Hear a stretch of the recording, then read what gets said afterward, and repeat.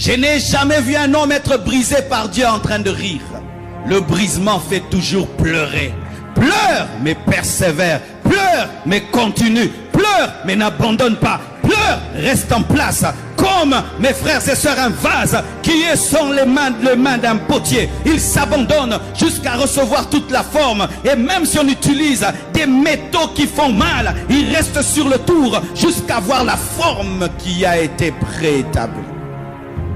Ne fuis jamais l'école de Dieu. En fuyant l'école de Dieu, tu es en train de fuir ta destinée. Ne fuis jamais l'école de Dieu. Reste derrière les brebis de ton beau-père. Même si tu vas sentir l'odeur des brebis, demain tu vas sentir l'odeur du prophète. Donne-moi l'amen. Et le brisement dans la présence de Dieu se révèle par la manière de parler à Dieu. Les personnes brisées sont sincères dans la présence de Dieu. Elles disent à Dieu tout. Seigneur, j'ai péché. Seigneur, je suis incapable. Seigneur, je ne sais pas parler. Seigneur, je suis incompétent. Seigneur, pourquoi tu m'as choisi? Il fallait choisir quelqu'un d'autre. Là, c'est le signe du brisement. Ne te vante jamais devant Dieu, mais présente toujours tes incapacités afin qu'il puisse te compléter. Ne dis pas je peux, tu ne peux pas. Personne ne peut servir Dieu. Je vous dis, personne ne peut servir Dieu. C'est pourquoi Jésus-Christ a dit, vous recevrez une puissance, le Saint-Esprit survenant sur vous. C'est alors que vous serez mes témoins. Vous n'êtes pas mes témoins parce que vous savez parler. Vous êtes mes témoins parce que vous êtes revêtus. Ils avaient déjà des bouches, ils savaient déjà parler, mais il y a parlé et parlé. Il y a parlé de ta part et parlé de la part de Dieu. Et pour parler de la part de Dieu, tu dois être revêtu de puissance. Attendez, vous recevrez celui qui vous aidera à témoigner. Plus tu es humble, plus il y aura l'onction. Parce que l'humilité agrandit le vase. L'humilité agrandit le vase. Plus ton humilité est grande, plus ton onction sera grande. Et si tu perds l'humilité, tu perdras l'onction. L'humilité précède la gloire et l'orgueil précède la chute.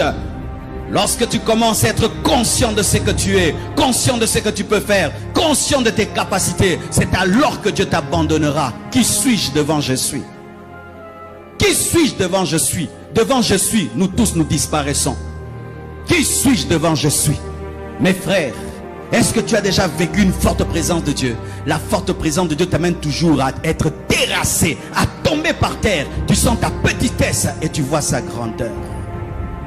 Soyez humble. Soyez humble dans la présence de Dieu. Oublie qui tu es. Oublie ce que tu représentes. Sois comme un enfant devant Dieu. C'est pourquoi regardez dans la parole le grand David. Le jour où l'arche revient en Israël, il enlève ses habits royaux et il commence à danser. Il est impossible de danser pour Dieu sans enlever les habits royaux. Ton problème, c'est que tu gardes trop tes vêtements royaux, c'est pourquoi tu ne danses pas. Michal a gardé les habits de la reine, c'est pourquoi il n'a pas dansé. Mais David a enlevé, c'est pourquoi il a dansé. Quand tu viens devant Dieu, oublie tes diplômes, oublie ton argent, oublie ta beauté, oublie ton onction, oublie le ministère, oublie toutes ces choses. Sois comme un enfant devant Dieu. Alléluia. Frères et sœurs, jetez ce que vous êtes et soyez vous, sans rien devant Dieu. Dieu a créé l'homme nu. L'homme a été créé nu. David enlève ses vêtements et il danse devant Dieu. Pour dire quoi? Je suis un humain, même si je suis roi. La présence de Dieu exige que tu oublies tes problèmes pour t'occuper du problème de Dieu. Ça, c'est un secret que j'aimerais te donner. La Bible nous dit que lorsque Moïse vient dans la présence de Dieu, Dieu commence à lui parler de ses problèmes. Tu ne te tiens pas devant une entité, tu te tiens devant une personne qui a des problèmes. Lorsque tu viens dans le bureau de Dieu, il y a des dossiers devant lui.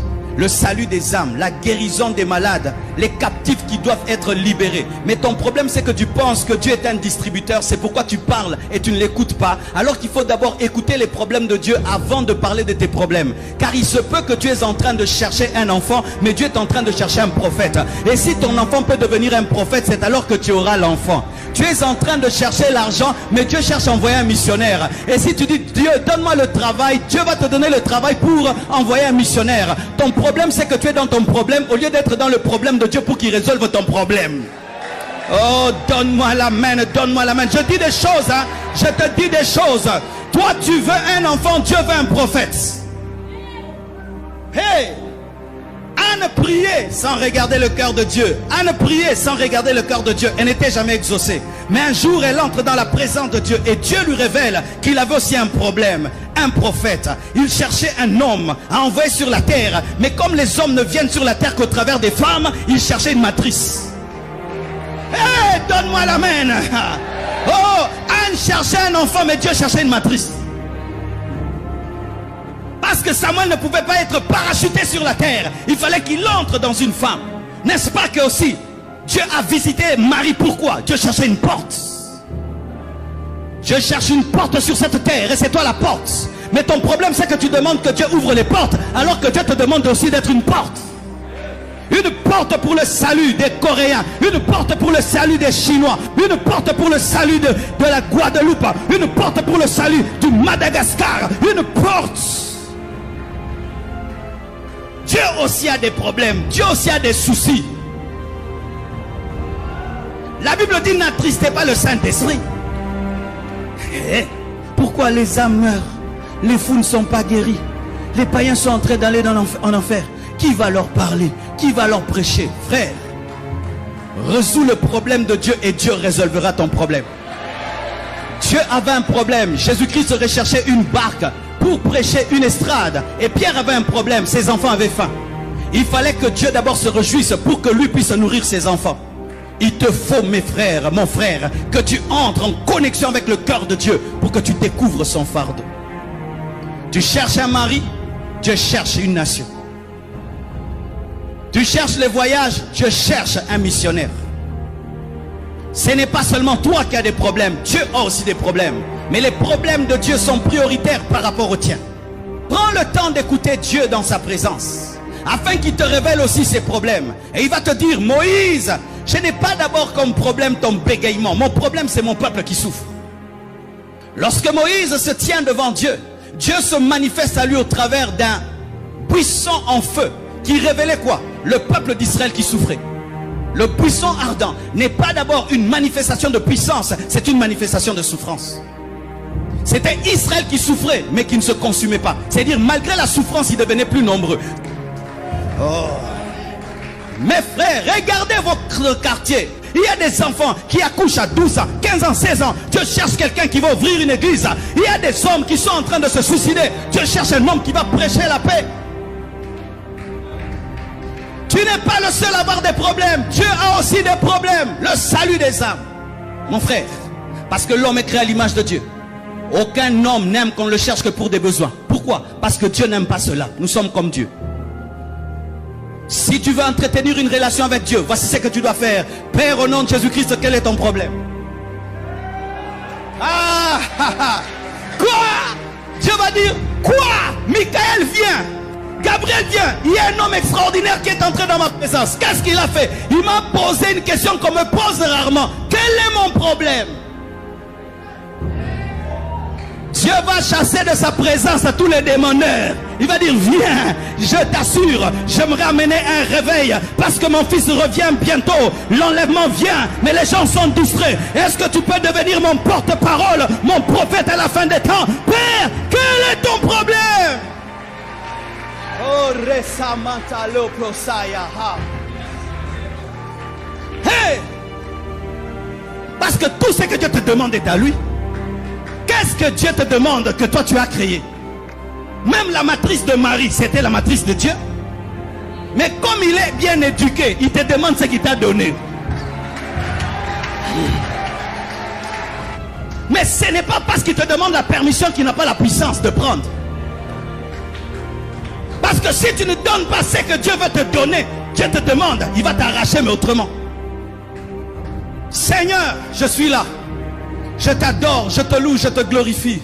Quel est ton problème? Mon peuple souffre. Ça fait 400 ans qu'ils sont là. Certains même sont nés dans l'esclavage. Je cherche un homme. Et la Bible dit, je suis descendu. Mais on n'a jamais vu Dieu descendre. On a vu Moïse partir. Je cherche un homme par lequel je descendrai. Dieu, c'est un avion spirituel qui cherche un aéroport physique. Et l'aéroport physique, c'est toi, c'est toi. Dieu, quand il veut descendre, il cherche l'aéroport. Je suis descendu. Où est Dieu? Nous voyons Moïse qui va en Égypte. Dieu s'est caché en Moïse. Dieu veut se cacher en toi, afin de libérer, de sauver, de délivrer. Dieu veut se cacher en toi. Dieu veut se cacher en toi.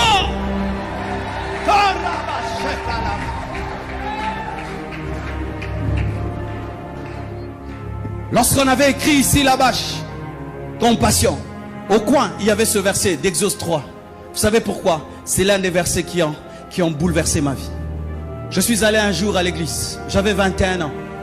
Et là, mon pasteur a lu ce verset. Et lorsqu'il a dit, Dieu a dit, j'ai entendu les cris. J'ai entendu les cris aussi. Des millions d'hommes et de femmes qui criaient dans mes oreilles et qui disaient, Marcelo, viens nous prêcher l'évangile. Heureusement que j'avais répondu à l'appel de Dieu. Voilà que vous êtes là. Voilà toutes ces extensions. Voilà tous ces hommes qui seront sauvés de partout dans le monde. Mais si ce jour-là j'avais dit non, mes frères et sœurs, quand tu viens dans la présence de Dieu, c'est un Dieu qui a aussi des problèmes. Il a besoin que des âmes soient sauvées. Que des âmes soient sauvées. Si on n'avait pas commencé cet orphelinat, cet enfant-là qui vient d'être recueilli, sa mère peut-être allait le brûler. Peut-être cet enfant allait mourir. Et j'aimerais vous dire ceci, mes frères. Vous ne vous tenez pas devant un Dieu qui n'a pas d'émotion et qui n'a pas de besoin. Arrêtez de vous concentrer sur vos problèmes. Concentrez-vous sur le problème de Dieu et vos problèmes deviendront ses problèmes. Parce que dans le principe de l'alliance, tes guerres deviennent les miennes, tes problèmes deviennent mes problèmes, tes amis deviennent mes amis et tes ennemis deviennent mes ennemis. Dieu cherche des vrais adorateurs, pas des vrais prieurs. Dieu a des besoins, Dieu a des besoins. Regarde les besoins de Dieu, tu vas découvrir ta destinée, parce que ta destinée c'est une solution. Oh, donne-moi la main, j'ai des choses, j'ai dit des choses. Car tous les hommes ont été créés pour résoudre un problème. Tout homme est créé pour résoudre un problème. Si nous parlons d'Einstein, nous parlons de tous ces Newton, c'est parce qu'ils ont résolu des problèmes. Si tu traverses ce monde sans résoudre un problème, jamais on ne parlera de toi. Et le plus grand problème de Dieu, c'est le salut de l'humanité. Ton problème, c'est que tu pries, tu ne consultes pas le projet. Même quand tu pries pour toi-même, est-ce que tu as consulté le projet pour toi-même? Tu es une Mazda diesel, mais tu mets l'essence. Consulte le concessionnaire, il va te dire, bah,